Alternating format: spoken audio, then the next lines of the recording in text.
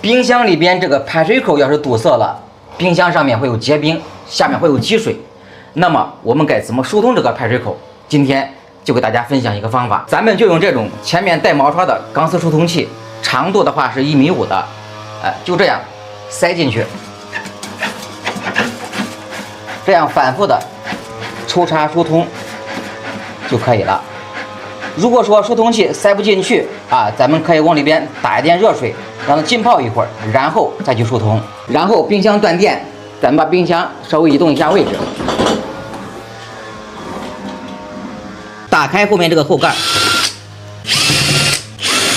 咱们看到这个疏通器从下排水口出来，说明这个排水口就疏通了，这个冰箱里的水就能够正常的排到这个接水盒里边了。咱们把接水盒拿出来，这个接水盒咱们也要定期的把它清理干净，里边的水也是非常脏的。像有时候咱们家里边冰箱里边异味比较大，都是它的原因。洗干净以后，咱们按阳路装回。这个接水盒咱们就半年或者1年清理一次就可以了。觉得视频对你有帮助，点赞支持一下。